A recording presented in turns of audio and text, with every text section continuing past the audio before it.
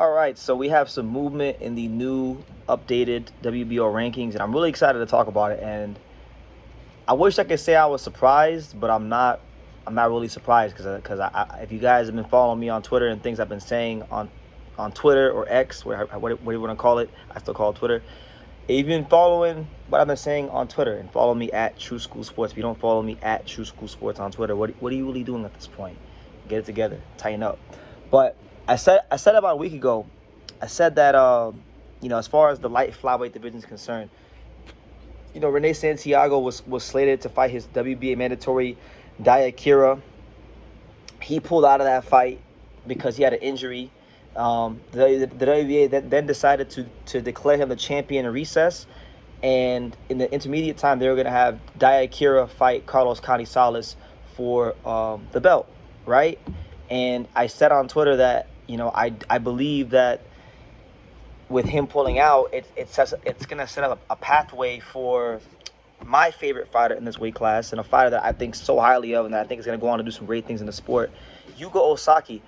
I was of the mindset that Yuga Ozaki was going to be positioned to fight Rene Santiago because he had just won the WBO Asia Pacific title in his last fight a couple of weeks ago.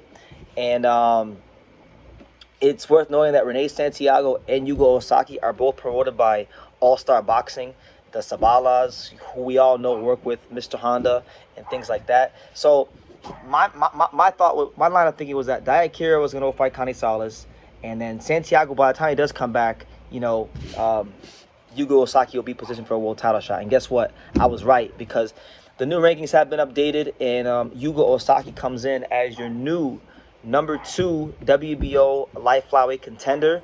The number 1 contender is Reggie Sugarknob, which is interesting because Reggie Sugarknob fought Sivanath Nchinga for the belt. He's a good fighter, from a world title challenger. He's ranked Sugarknob is number 1 in the WBO, and he's number 3 in the IBF, right? Which basically is number 1 because number 1, number 2 in the IBF are vacant, right? So I don't know if they're gonna let Yuga Ozaki fight Reggie Sugarknob in an eliminator fight, or if they're gonna go straight into the Rene Santiago fight.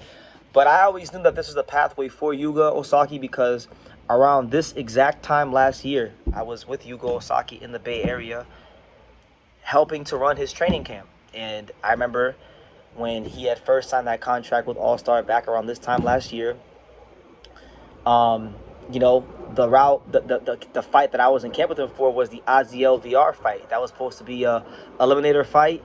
That didn't happen. Aziel VR right now, just so you guys know, he's number 10 in the WBO, so VR is still ranked. And yeah, that this was always the path. The path for Yuga Ozaki was always going to be the WBO route, Rene Santiago. I remember me and Yuga talked about this fight a lot when we were in camp, and this is a fight that we both liked for him a lot, just because of what he brings to the table. I hope this fight can happen. I don't know if it'll happen next. I think if from a matchmaking standpoint, you'd want to put Yuga in there, probably with like a guy like Reggie Sugarknob or Jesse Espinas, or maybe they circle back and do the Aziel VR fight, because Aziel VR was a guy that they were very confident that Yuga could beat. They being All Star Boxing, the matchmakers, the people that make the decisions, right? So yeah, I don't know if he's gonna go right into the world title fight or if they're gonna do a fight before that. But either way, the writing is on the wall. Yuga Ozaki will be fighting for a world title within the next, I would say, what are we in October? Yeah, I think, or not October, we're in August. He shouldn't fight for the world title no later than April of 2027. I think by April of 2027, you will see Yuga Ozaki fight for a world title.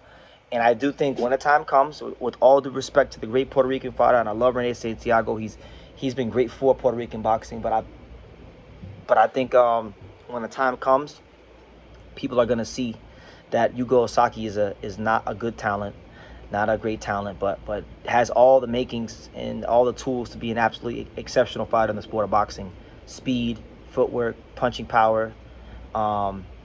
He's mean in there, He's got a very high ceiling. Now, I'm not gonna lie about the kid. He hasn't fought a soul. He ain't fought really nobody worth talking about. His whole resume right now just is comprised of a bunch of, you know, Filipino walkovers that he could easily just punch a target right through, and they were all there to make him look great. So we'll see. That's why I kind of want to see him get a fight in with a veteran fighter that can get some rounds in, because I don't want Yuga to fall in love with his power before he fights a guy like Rene Santiago, because a guy like Santiago will exploit that.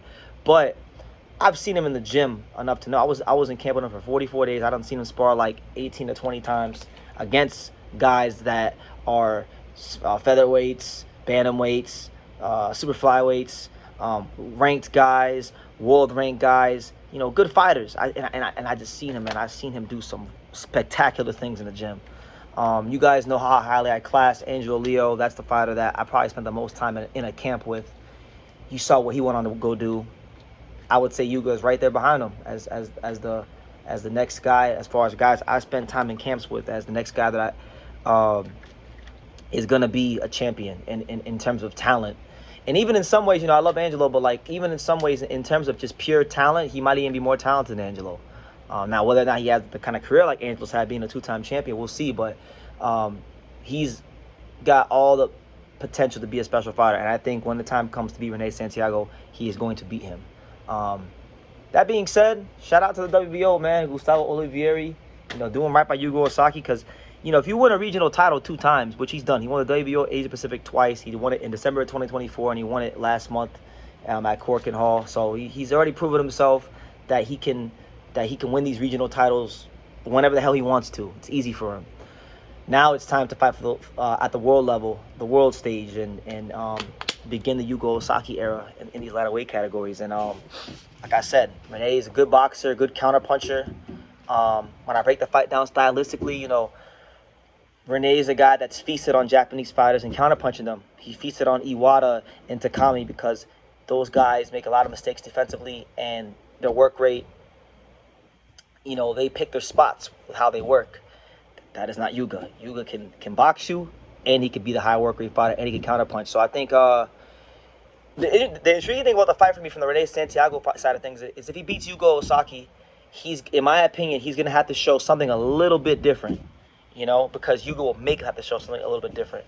And if not, if he just beats him like the way he's been beating all these other Japanese fighters, then credit to him, man. He really is doing his thing. But I just been telling you guys for a couple of years now, and I'm not saying this just because I know him. I'm saying this because I've been around fighters. I know, man, he's there. He's right there, and I'm excited. So yeah, that's the news, guys. Yuga Ozaki is the number 2 WBO ranked contender at light flyweight. He is going the Rene Santiago route. If Yuga wins the title, and I'll end the video on this note. If Yuga wins the title, I don't think he'll defend the belt more than 1 time, if that, because he's very big for this weight class. You know, I was around him when he was cutting weight, so I mean, I know, like, he has the frame to fight as high as 118 at some point in time as he matures into his body and things like that. So yeah, if he beats Santiago, which again is no gimme, he might end up like Shokichi Iwata or these other guys. We don't know. We can't write off Santiago. But regardless, I think, you know, he's gonna be a fighter that, you know, moves to the next weight class to the next year. So expect to see Yuga Ozaki in the flyweight division, you know, mixing it up with the guys like Olas Kuwaga, Sandoval, you know, hell, even Oscar Collazo, you know. Oscar Collazo, we coming for you, man. But anyway, that being said, you guys, let me know what you think, man. Yuga Ozaki's ranked number 2. The Rene Santiago fight draws a step closer. Kira will fight the Connie Salas for the WBA. And yeah, leave your comments down below, and I'll see you guys in the next video.